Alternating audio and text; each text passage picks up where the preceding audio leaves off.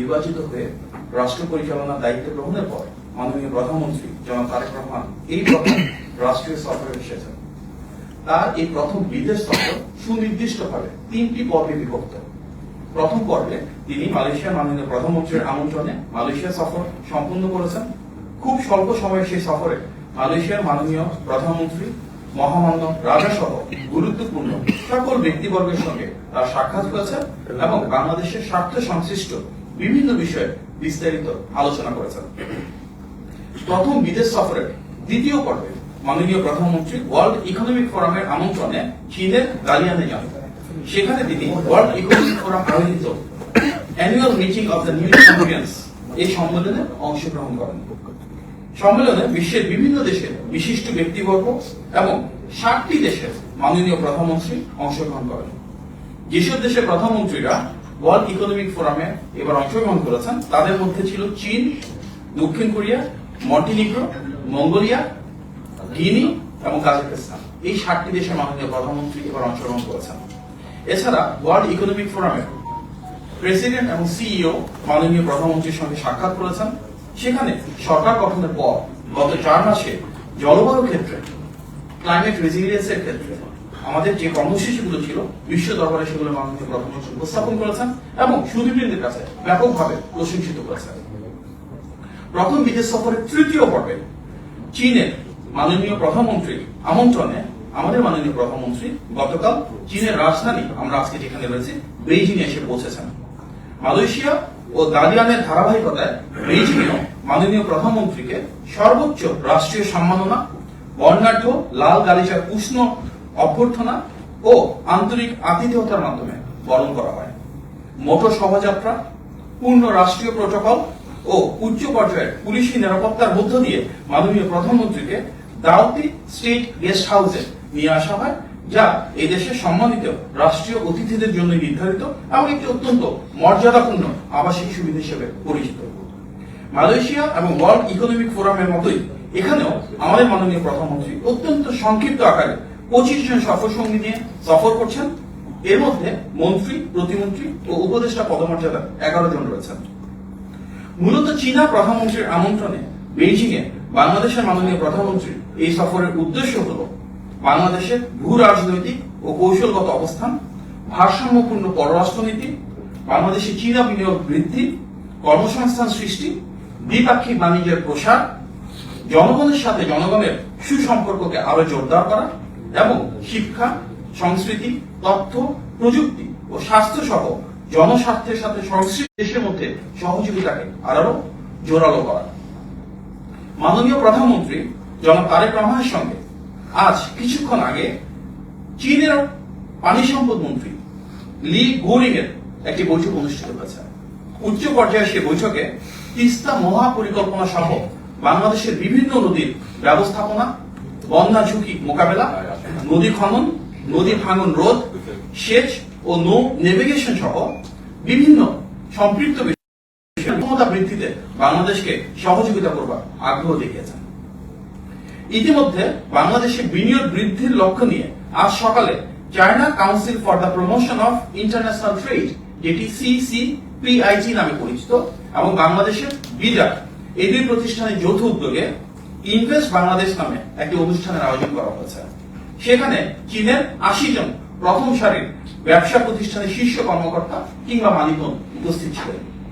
বাংলাদেশে কিভাবে বিনিয়োগ বৃদ্ধি করা যায়, বিনিয়োগের ক্ষেত্রে সরকারের অবস্থান কি এবং কর্মসংস্থান সৃষ্টির লক্ষ্যে গণতান্ত্রিক সরকার কি কি পদক্ষেপ গ্রহণ করেছে এই বিষয়ে মাননীয় প্রধানমন্ত্রী উপস্থিত হয়ে চীনের বিভিন্ন ব্যবসায়িক নেতৃবৃন্দের সাথে মত বিনিময় করেছেন, বাংলাদেশের পলিসিগুলো তুলে ধরেছেন এবং একই সঙ্গে চীনা প্রতিষ্ঠানগুলো বাংলাদেশে যারা খুব ভালো করছে চীন থেকে গিয়ে তারা তাদের নিজেদের প্রত্যাশা, পরিকল্পনা এবং বিনিয়োগ সংশ্লিষ্ট বিভিন্ন তথ্য, উপাত্ত ও অভিজ্ঞতা সবার সঙ্গে তুলে ধরেছেন। মাননীয় প্রধানমন্ত্রী জনাব তারেক রহমান চীনের বিনিয়োগকারীদের বাংলাদেশে বিনিয়োগের আহ্বান জানিয়ে বলেন, অর্থনৈতিক ও প্রশাসনিক সংস্কারের মাধ্যমে বাংলাদেশের উৎপাদন ও শিল্প খাতের নতুন গন্তব্য হিসেবে একটি প্রতিযোগিতামূলক, নির্ভরযোগ্য ও লাভজনক অংশীদার হওয়ার জন্য প্রস্তুত। তিনি জানান, বিনিয়োগ বান্ধব পরিবেশ নিশ্চিত করতে সরকার 180 দিনের একটি বিশেষ কর্ম পরিকল্পনা বাস্তবায়নের প্রক্রিয়ায় রয়েছে। পাশাপাশি আনোয়ারা এবং মোংলায় অর্থনৈতিক অঞ্চল উন্নয়ন, চীনে বাংলাদেশের প্রথম ইনভেস্টমেন্ট অফিস স্থাপন এবং অগ্রাধিকার প্রাপ্ত বিভিন্ন খাতে বিশেষ প্রণোদনা প্রদানের উদ্যোগ নেওয়া হচ্ছে। এছাড়াও মাত্র 15 দিনেরও কম সময়ের মধ্যে বিনিয়োগকারীরা যেন নতুন লাইসেন্স পেতে পারেন সে বিষয়ে সরকার কার্যকর উদ্যোগ গ্রহণ শুরু করেছে। গণমানুষের প্রধানমন্ত্রী জনাব তারেক রহমানের সঙ্গে আজকে এই বেইজিং এর দেওয়াইতাই অতিথি ভবনে চীনের কমিউনিস্ট পার্টির আন্তর্জাতিক বিভাগের মন্ত্রী লিউ হাইকিংসের পার্টি টু পার্টি একটি বৈঠক অনুষ্ঠিত হয়। বৈঠকে তিনি বাংলাদেশ ও চীনের মধ্যে দীর্ঘমেয়াদী অর্থনৈতিক সহযোগিতা, টেকসই সমৃদ্ধি ও পারস্পরিক সহযোগিতার ক্ষেত্রে আরো ঘনিষ্ঠ এবং অংশীদারত্বপূর্ণ সম্পর্কের প্রতি গুরুত্ব প্রদান করেন। এই সময় চীনা পক্ষ দুই দেশের রাজনৈতিক, অর্থনৈতিক ও জনসম্পৃক্ততা আরো জোরদারে আগ্রহ প্রকাশ করে এবং বাংলাদেশের সার্বভৌমত্ব, নিরাপত্তা ও অর্থনৈতিক উন্নয়নে চীনের সমর্থন পুনর্ব্যক্ত করে। উভয় পক্ষই উন্নয়ন, বিনিয়োগ ও জনগণের সংযোগ তথা পার্টি টু পার্টি সম্পর্ককে আরো বিস্তৃত করার মাধ্যমে বাংলাদেশ চীন সম্পর্ককে একটি নতুন উচ্চতায় সামনের দিনগুলোতে নিয়ে যেতে চেয়েছে। বৈঠকে বাংলাদেশ জাতীয়তাবাদী দল বিএনপির সাথে চীনা কমিউনিস্ট পার্টির একটি মেমোরেন্ডাম অফ আন্ডারস্ট্যান্ডিং বা সমঝোতা স্মারক স্বাক্ষরিত হয়। 2002 সালে সাবেক প্রধানমন্ত্রী দেশনেত্রী বেগম খালেদা জিয়ার সঙ্গে বর্তমান প্রধানমন্ত্রী জনাব তারেক রহমান চীন সফরে এসে তিনি এই দেশ থেকে অনেক সমৃদ্ধ স্মৃতি নিয়ে বাংলাদেশে গিয়েছিলেন। তার বাবা বিএনপি প্রতিষ্ঠাতা শহীদ প্রেসিডেন্ট জিয়াউর রহমান 1977 ও 1980 সালে ঐতিহাসিক সফরের মাধ্যমে বাংলাদেশ চীন বন্ধুত্বের যে ভিত্তি সেটি স্থাপন করেছে। দেশনেত্রী বেগম খালেদা জিয়া 7 বার ঐতিহাসিক এবং স্মরণীয় সফরের মাধ্যমে চীন বাংলাদেশের সম্পর্ককে আরো সুদৃঢ় করেছিলেন। পিতামাতার সেই দলীয় এবং পারিবারিক ঐতিহ্যকে ধারণ করে বাংলাদেশ চীন অংশীদারত্বকে মাননীয় প্রধানমন্ত্রী আরো সামনের দিকে এগিয়ে নিতে বদ্ধপরিকর। একই সঙ্গে তাকে ও তার প্রতিনিধি দলকে যে আন্তরিক আতিথেয়তা চীনের পক্ষ থেকে দেওয়া হয়েছে তা আমাদের জন্য অত্যন্ত অনুপ্রেরণাদায়ক। মাননীয় প্রধানমন্ত্রীর নেতৃত্বে সবার আগে বাংলাদেশের সমতা ও ন্যায্যতাকে ভিত্তি হিসেবে ধারণ করছে। বাংলাদেশ চীন সম্পর্ককে বহুমাত্রিকভাবে আরো গভীর করা হচ্ছে। কৌশলগত সহযোগিতা থেকে শুরু করে বাণিজ্য, বিনিয়োগ ও কর্মসংস্থান এবং উন্নয়ন প্রকল্প থেকে শুরু করে জনগণের সাথে জনগণের সম্পর্ক প্রতিটি ক্ষেত্রেই দুই দেশের দ্বিপাক্ষিক সম্পর্ক একটি নতুন উচ্চতায় পৌঁছাচ্ছে। চীনে রাষ্ট্রীয় সফরকালে বেশ কয়েকটি বৃহৎ শিল্প গোষ্ঠীর শীর্ষ কর্মকর্তারা ধারাবাহিকভাবে মাননীয় প্রধানমন্ত্রীর সঙ্গে সাক্ষাৎ করেছেন। এছাড়া China international development cooperation agency, China railway construction corporation, China road and bridge corporation, বিভিন্ন গুরুত্বপূর্ণ প্রতিষ্ঠানের প্রধান, বিনিয়োগকারী, মন্ত্রী এবং বিশিষ্ট ব্যক্তিবর্গ মাননীয় প্রধানমন্ত্রীর সঙ্গে সাক্ষাৎ করে বাংলাদেশের উন্নয়ন অগ্রযাত্রায় এবং বিনিয়োগ এবং বাণিজ্য সম্প্রসারণে কিভাবে আরো কার্যকর ভূমিকা রাখবেন সে বিষয়ে বিস্তারিত আলোচনা করেছেন। প্রিয় সাংবাদিক ভাই বোনেরা, আজ বিকেলে চীনের স্থানীয় সময় বিকেল 5টায় অর্থাৎ বাংলাদেশ সময় বিকেল 3টায় চীনের প্রিমিয়ার তথা মাননীয় প্রধানমন্ত্রী জনাব লি কিয়াং এর সঙ্গে ঐতিহাসিক গ্রেট হলে বাংলাদেশের মাননীয় প্রধানমন্ত্রী জনাব তারেক রহমানের বৈঠক অনুষ্ঠিত হবে।